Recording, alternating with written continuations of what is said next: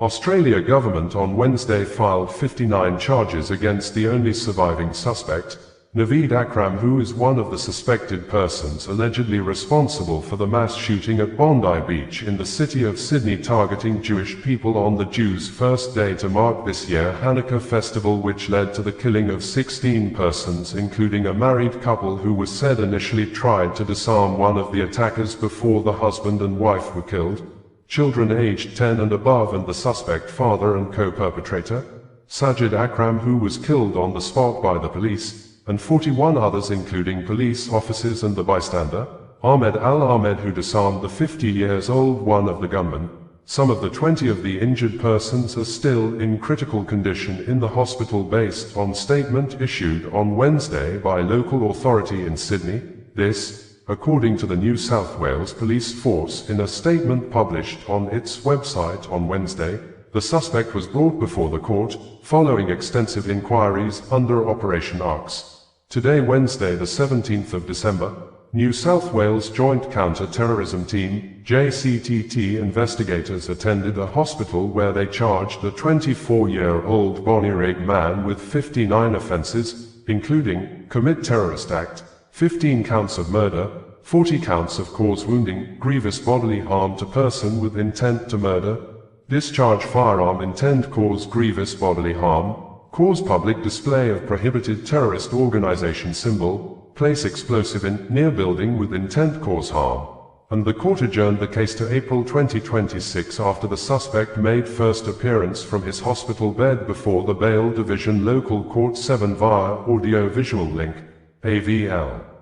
The suspect was critically injured during the incident on Sunday, and had his first hearing from his hospital bedside, the local New South Wales court said.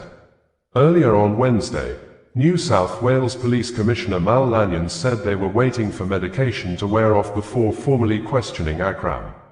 For his fairness, we need him to understand what is exactly happening, Lanyon said. Police have designated the attack a terrorist incident, with Australian Prime Minister Anthony Albanese saying it appears to have been motivated by Islamic State group ideology. Police said, homemade Islamic State group flags and improvised explosive devices, IEDs, have been found in the vehicle used by the gunman. According to the New South Wales Police Force, the New South Wales Joint Counter-Terrorism Team has formally charged a 24-year-old man alleged to be one of 2 gunmen responsible for the Bondi Beach mass shooting that claimed the lives of 15 people. About 6:40 p.m. on Sunday the 14th of December 2025, emergency services were called to Bondi Beach following reports of a public place shooting. Officers attached to Eastern Suburbs Police Area Command, surrounding commands, and specialist police responded and located 2 men using long arms to fire into crowds of people. Multiple officers exchanged fire with the gunman, and 2 officers, a constable and probationary constable, suffered gunshot wounds. During the incident, 1 gunman, a 50-year-old man, was shot by police and died at the scene.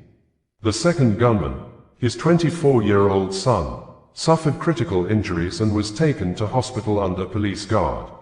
15 people died during the attack, with 41 people, including 4 children, taken to hospital. There are currently 20 patients continuing to receive care across several Sydney hospitals.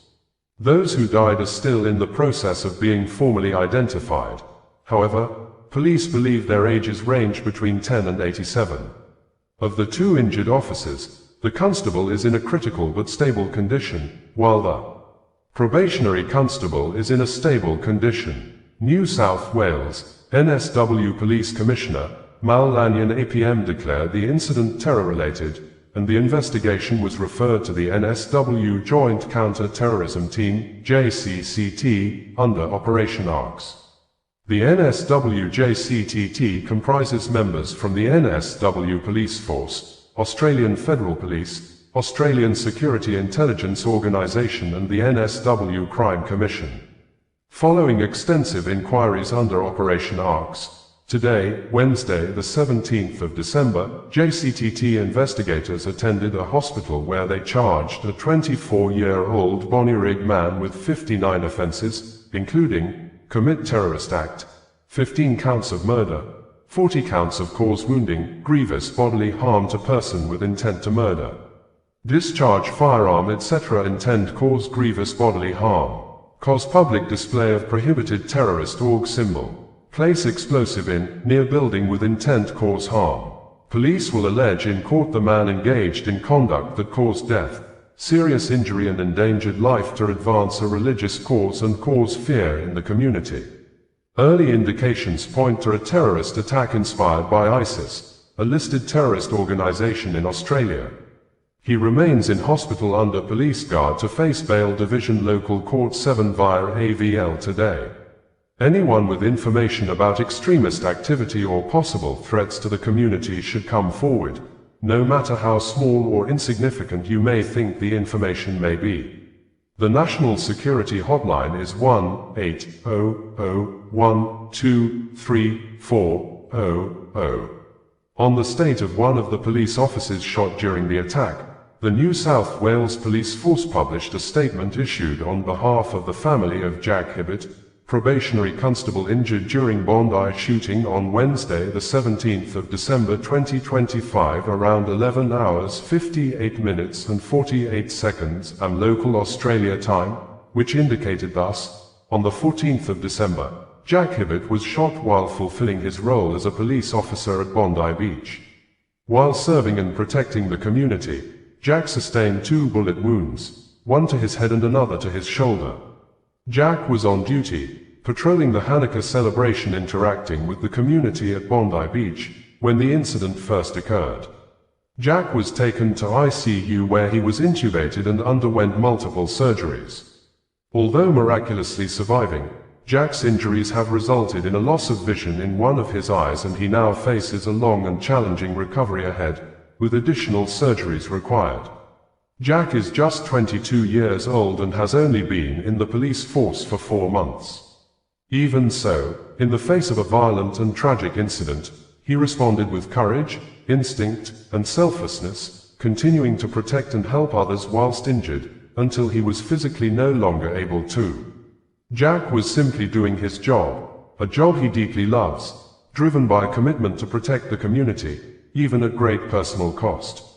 Many of his colleagues who were present on the night of the incident have visited in hospital and given testaments to Jack's bravery during the incident, describing his devotion to his community.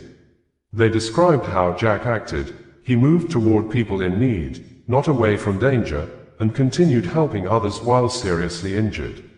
The support from the police force and hospital staff has been unmatched and we are beyond grateful.